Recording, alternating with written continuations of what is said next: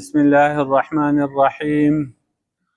كنتم خير أمة أخرجت للناس تأمرون بالمعروف وتنهون عن المنكر وتؤمنون بالله ولو آمن أهل الكتاب لكان خيرا لهم منهم المؤمنون وأكثرهم الفاسقون. رب د مخکې سردار چې مخکې آیتونو کې الله پاک مؤمنان ته فرمایلی و چې تاسو د اهل کتابو په شان سرکشي مه کوئ، نافرمانه مه جوړېږئ. هغوی ته یې د نیکۍ او د اطاعت حکم کړی و. او بیا په آخرت کې د مؤمنانو کامیابي د هغو درجات ذکر کړي وو. هغه کسان چې کافر دي د هغوی عذابونه او د هغوی تور مخونه هغه ذکر کړه. نو اوس په بله طریقه باندې مؤمنانو ته چې کوم دی د نیکۍ او د اطاعت ترغیب ورکوي. نو وی فرمایل چې کنتم خیر امة اخرجت للناس،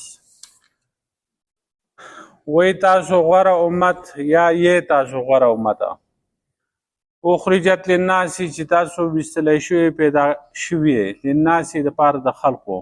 تأمرون بالمعروف، تاسو به حکم کوئ خلقو ته په نیکۍ باندې. وتنهون عن المنکر، او تاسو به منع کوئ خلق د بدۍ نه، د ګناهونو نه. وتؤمنون بالله، او تاسو ایمان لرئ په الله باندې. ولو آمن اهل الكتاب، او که چېرته ایمان راوړی وی اهل کتابو لکان خیرا لهم، نو دا خبره به د دوی لپاره غوره وه. منهم المؤمنون، بعضې د دوی نه مؤمنان دي. واکثرهم الفاسقون، اکثر د دوی نه فاسقان دي. نو کنتم خیر امت، تاسو غوره امت وی. کنتم دا ماضي ده، نو د الله په علم کې په لوح محفوظ کې تاسو غوره امت وی، یا په مخکنو کتابونو کې تاسو غوره امت وی. یا کنتم په معنا د انتم سره ده، انتم خیر امت، خیر امتنا، تاسو غوره امت.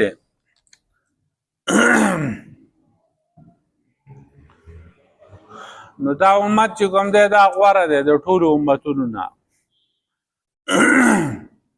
نو عبدالله بن عباس رضی الله عنه فرمایي چې د دې آیات کې د امت نه مراد چې کوم دی هغه خلق دي چې هغو د رسول الله صلی الله علیه وسلم سره د مکې نه هجرت کړی، نو دا غوره امت دی، مهاجرین.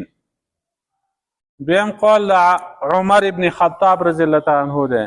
هغه فرمایي چې په دې آیت کې په خصوصیت سره د نبی علیه السلام صحابه کرام مراد دي. هغه مسلمانان چې هغوی په طریقه د دوی باندې رواني، نو تاسو به غوره یې. د هغې لپاره شرط دی. عمر رضی الله عنه فرمایي شرط دا دی د غوروالي چې تاسو به امر بالمعروف او نهي عن المنکر به کوئ، په الله به ایمان لرئ.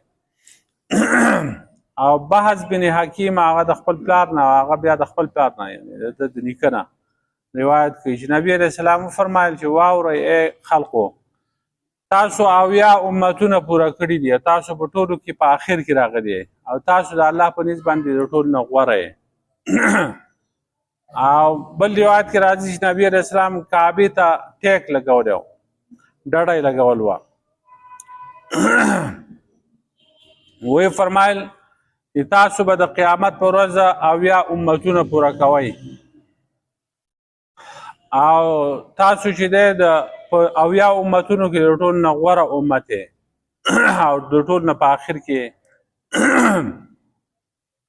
نو د ټولو امتونو نه دوی غوره چې کوم دي هغه په دې وجه باندې دي په دنیا کې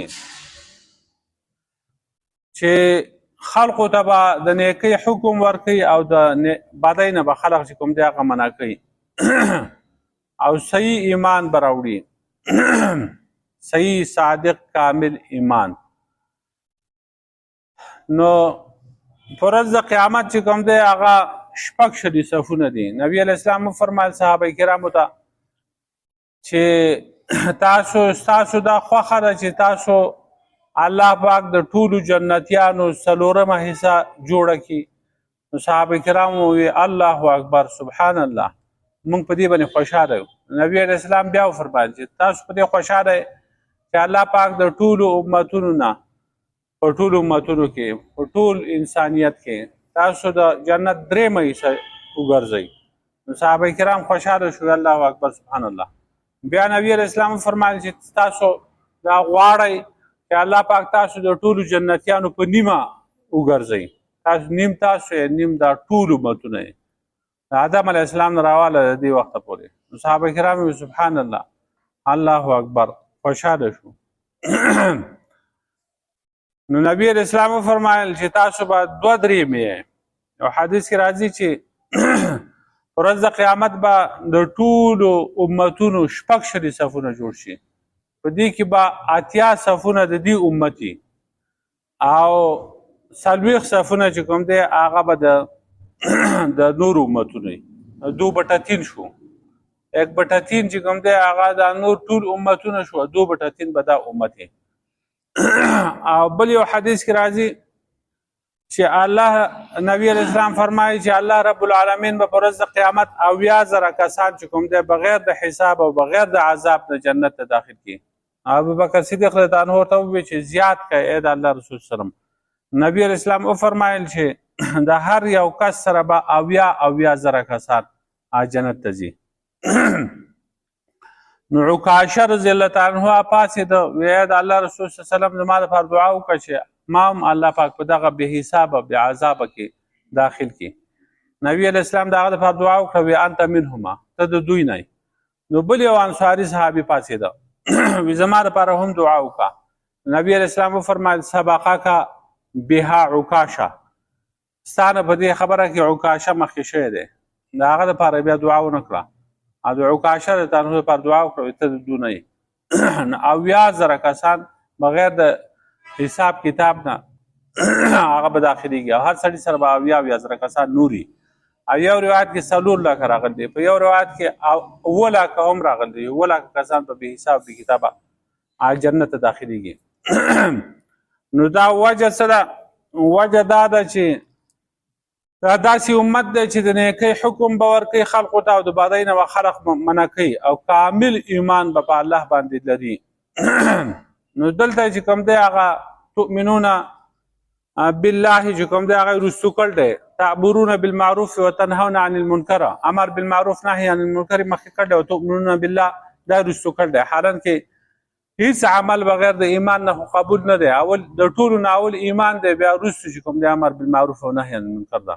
خو د هغې وجه دا ده نکته پکې دا ده چې د ایمان دعوه خو د نورو امتونو هم کوله خو د هغو ایمان ګډوډ و صحیح ایمان یې نه و. بل هغوی چې کوم دی هغه خلقو ته د نیکۍ حکم نه کو او خلق یې د بدۍ نه نه منع کوله. او د دې امت خصوصي امتیاز دا دی چې دوی چونکې د پیغمبرانو سلسله ختمه شوې ده بیا پیغمبران نه راځي. مخکې خو به هر علاقې ته هر قوم ته ځان نه پیغمبر ته. نو په یو وخت کې به ډېر شی پیغمبران هم هغه راتلل. هغو به دعوت ورکو د دې نه. دا ډیوټي صرف د پیغمبرانو و. امت په هغې باندې مکلف نه و. او د نبی علیہ السلام باندې سلسله د پیغمبرانو ختمه شوه نو دغه ډیوټي د امت ته حواله شوه. نو پیغمبران نه راځي نو د هغه امت چې کوم دی هغه به امر بالمعروف او نهي عن المنکر کوي. خلق به نیکۍ ته رابدي او خلق به د بدۍ نه منع کوي. او په ایمان کې دا ټول امتونه د ایمان په وصفیت کې دا ټول شریک دي. هغه هم ایماندار و هغه هم دعوه د ایمان کوله. او دوم تؤمنون بالله دا امت هم ایماندار دی ایمان دعوه کوي. خو ایمان به هله قبول چې هغه صحیح وي صادق وي کامل ایمان وي. نو د صحیح صادق او کامل ایمان معیار څه دی؟ نو هغه ځای په ځای الله پاک په قرآن کې هغه پخپله بیان کړی دی. یو ځای فرمایي انما المؤمنون الذين آمنوا بالله ورسوله ثم لم يرتابوا وجاهدوا باموالهم وانفسهم في سبيل الله اولئك هم الصادقون. یقینا مؤمنان هغه کسان دي چې ایمان راوړي په الله باندې او د الله په پیغمبر باندې بیا شک نه کوي او جهاد کوي په خپلو مالونو سره په خپلو نفسونو سره د الله په لاره کې. اولئک هم الصادقون دغه رښتینی ایماندار دي. رښتینی ایماندار دا دي. یا بل ځای الله فرمایي انما المؤمنون الذين اذا ذكر الله وجلت قلوبهم واذا تليت عليهم آياته زادتهم ایمانا وعلى ربهم يتوکلون. یقینا مؤمنان هغه کسان دي چې کله د الله پاک ذکر وشي د هغوی په مخ کې نو د هغوی زړونه چې کوم دی هغه نرم شي ویریږي او کله چې په هغو باندې د الله آیاتونه لوستی کېږي نو هغوی په ایمان کې سیوا کېږي وعلى ربهم یتوکلون او په خپل رب باندې دوی بروسه کوي دا کوم کسان چې بې حسابه بې کتابه چې کوم دی هغه جنت ته داخلېږي نو نبي علیه السلام هغو د هغو نشاندهي هم کړله چې هغه متوکلین خلق دی په الله پاک باندې بروسه کوي هغوی چې کوم دی داغونه به نه ږدي او فالونه به نه ګوري او کاهنانو له به نه ځي دغسې الفاظ دي په حدیث کې یو پکې توکل هم دی چې هغه په الله باندې کامل توکلي بروسه چې دا چې څه کېږي د الله نه کېږي د مخلوق نه څه نه کېږي اسباب استعمالول چې کوم دی هغه خو جدا خبره اسباب به استعمالوي خو تمه به د خدای نه کوي په اسبابو باندې یقین نه کوي ما سره پیسې دي دا هر څه په پیسو باندې کېږي زما سفارش دی کار به مې وشي او بډې او رشوت هغه به ورکوم کار به مې کېږي په دې باندې بروسه نه ده پکاره بروسه په الله رب العالمین باندې کوي کله چې کوم دی هغه سړي سره هر څه موجود وي پیسې ورسره په جیب کې او هغه سړي چې کوم دی غوا اخیسته نو میلې ته روان و نو پیسې ورسره په جیب کې وي نو هغه کس ورته وی په خدای باندې توکل وکړه سوال کوه چې الله پاک ته دا ښه غوا درکړي هغه وی دې کې دعاګانو سوالونو ته ضرورت نشته وي وی غوا په روپو کېږي او روپۍ ما سره موجود دي اوس په لاړ شم وابخلم هغه شپېرې ته لاړ شو په لارې دي چې عجیب وهرې پیسې په منځ کې تل وي نو بیا هېڅ نه و نو هغه په الله باندې توکل نه وي که نه نو په خدای باندې توکل کوي او په الله د الله په رسول باندې ایمان راوړل چې کوم دی دا بالا صحیح شي چې په هر هغه شي باندې ایمان راوړي چې په هغې باندې ایمان راوړل ضروري لکه په آسماني کتابونو باندې په فرشتو باندې په ټولو پیغمبرانو باندې په تقدیر باندې د مرګ نه وروستو په دوباره پورته کېدو باندې په حساب کتاب باندې په جزا او سزا باندې کوم سړی چې په دغه څیزونو ایمان نه راوړي د ایمان کامل نه دی بیا دا صحیح نه دی ځکه قرآن کې بل ځای الله پاک فرمایي ان الذین یکفرون بالله ورسله ویریدون ان یفرقوا بین الله ورسله ویقولون نؤمن ببعض ونکفر ببعض ویریدون ان یتخذوا بین ذلک سبیلا اولئک هم الکافرون حقا یقینا کسان چې هغوی انکار کوي د الله نه د پیغمبرانو نه او غواړي چې هغوی فرق راولي په مابین د الله او د الله د رسولانو کې او وایي چې موږ ایمان راوړلی په بعضو باندې او موږ انکار کوو د بعضې پیغمبرانو نه او په دې په منځ کې بله یو لار لټوي اولئک هم الکافرون حقا دا کافر دی په رښتیا دا په رښتیا کافر دی نو بیا د آیت په آخر کې وي چې که دې اهل کتاب او ایمان راوړی وی نو دا د دوی په حق کې غوره وه بعضې په دوی کې مؤمنان دي په اکثر د دوی نه کافران دي نو هغه ځکه چې هغوی په مخکنو کتابونو باندې خو ایمان راوړی و لیکن په آخري کتاب باندې ایمان نه راوړ په مخکنو پیغمبرانو خو ایمان راوړی و لکه یهودو په موسی علیه السلام باندې ایمان راوړی و هغه یې منه خو آخري پیغمبر یې نه منه نصارا او عیسی علیه السلام منه خو آخري پیغمبر یې د هغې نه انکار کوو او دا د یاري د وجې نه چې موږ په دې آخري پیغمبر باندې ایمان راوړو نو بیا خو به خلق زموږ خبره نه مني زموږ ریاست او مشري او چودراهټ هغه ختمیږي په دې خلقو باندې چې کوم دی دا نظراني شکراني چې موږ اخلو او دا ډنډه پې زموږ سره ده خو د دې د وجې نه چې موږ اهل کتاب او علم والو وایي چې د بل چا خبره ومنو نو دا پګړی د سر نه کوجو کو نو بیا خلق زموږ خبره نه مني نو دا هر څه زموږ نه فوت کېږي ختمیږي دا نظراني شکراني زموږ نه ځي نو د دې وجې نه هغه ایمان یې نه راوړ او د ایمان صحیح معیار چې کوم دی هغه دا دی چې د الله په لاره کې خپل مال خرج کوي لکه قرآن کې راځي حسب الناس ان یترکوا ان یقولوا آمنا وهم لا یفتنون خلق دا ګمان کوي چې دوی به پرېښودی شي چې موږ به صرف آمنا او یو موږ ایمان راوړ دی وهم لا یفتنون په دوی باندې به امتحان نه کېږي نو مختلف قسم امتحانات به په دوی باندې راځي نو که په دغه امتحاناتو کامیاب شو نو اله بیا به دوی مؤمنانې نو د کامل ایمان بیا معیار دا دی یو صادق ایمان دی، رښتینی، یو صحیح ایمان دی، یو کامل ایمان دی. کامل ایمان معیار بیا دا دی چې ټول فرایض واجبات په هغې باندې همیشه چې کوم دی هغه التزام کوي، هغه پوره کوي، سنتونه مستحبات هغه ادا کوي، د حرام او د مکروه تحریمي د دې نه ځان ساتي، د مکروه تنزیهي خلاف اولا کارونو نه د دې نه اجتناب کوي. نو دا چې کوم دی دا بیا کامل ایمان دی. لکه امام بخاري صاحب وایي چې عمر بن عبدالعزیز عدي بن عدي ته خط لیږلی و چې د ایمان فرایض دي، د هغې شرایع دي، د هغې حدود دي، د هغې سنتونه دي. نو چا چې هغه مکمل کړو نو د هغه ایمان مکمل شو، او څوک چې دا نه مکمل کوي د هغه ایمان مکمل نه دی. نو د دغه ایمان خپل حدود دي او د هغې سنتونه دي، د هغې مستحبات واجبات دي، هغه پوره کول غواړي. عبدالله بن عمرو بن عاص رضی الله عنه فرمایي چې نبي اسلام فرمایلی دي چې کامل مسلمان هغه سړی دی چې هغه د لاس نه د هغه د ژبې نه خلق محفوظ وي، او کامل مهاجر هغه سړی دی چې هغه د ګناهونه پرېږدي، کوم کارونه چې الله پاک منع کړي دي د هغې نه ځان منع کړي. دغسې انس رضی الله عنه هم فرمایي چې نبي علیه السلام فرمایلی دي چې تر هغه وخته پورې یو سړی کامل مؤمن نشي جوړېدی چې د هغه رور د هغه د تکلیف نه په امن نشي او هغه د خپل رور دپاره هغه شی خوښ نه کړي چې د ځان دپاره خوښوي، د ځان دپاره، او د ځان دپاره هغه شی به د بل دپاره خوښوي چې هغه د بل سړي دپاره حلال او جایز وي. دغسې خو د سړي خپله ښځه هم خوښه ده، نو دا به د بل سړي دپاره خوښوي، نو هغه د دې بل سړي دپاره جایز نه ده، او دا خو د ځانه کړ ده.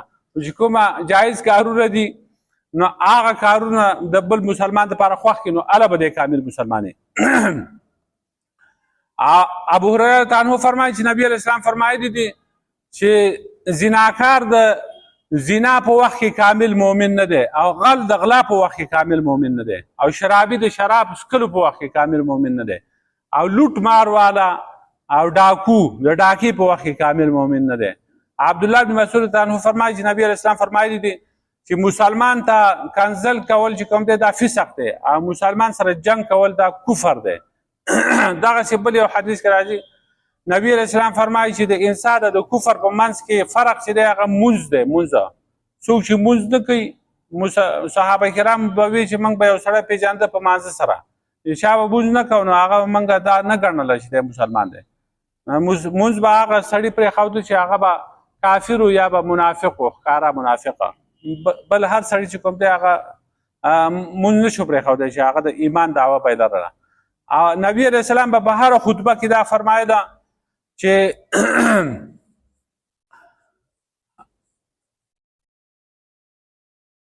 چا کې امانتداري نه وي نو هغه کامل مؤمن نه دی. لا ایمان لمن لا امانت له ولا دین لمن لا عهد له، او دین نشته د هغه چا چې هغه کې عهد نه وي، وعده نه پوره کوي. او بل حدیث کې راځي نبی علیه السلام فرمایي چې کوم سړی ډېره الزامات په خلقو لګوي او خلقو ته خیري کوي، بدزباني کوي، بې حیایي خبرې کوي، هغه کامل مؤمن نه دی. او بل حدیث کې راځي نبی علیه السلام فرمایي چې هغه سړی کامل مؤمن نه دی چې هغه د شپې په ډکه خېټه باندې خوراک وخوري او د هغه ګاونډي وږی وده شي، دا مؤمن نه دی. نو خلاصه د دې خبرو دا شوه چې په الله باندې صحیح ایمان دا دی چې د هغه ټول هغه کارونو باندې ایمان راوړي چې هغې باندې ایمان راوړل ضروري. صادق ایمان دا دی چې د سړي په زړه کې د هغې خلاف، د ایمان خلاف، د الله خلاف څه شک را نه شي، د الله نه یریږي، د الله په لاره کې خپل جان او مال خرج کړي. کامل ایمان دا دی چې په ټولو فرایضو واجباتو باندې همیشه عمل کوي، په سنتونو مستحباتو هغې باندې عمل کوي، د مکروه تحریمي د مکروه تنزیهي خلاف اولا کارونه ځان ساتي. نو دغه سړی چې کوم دی هغه مؤمن دی.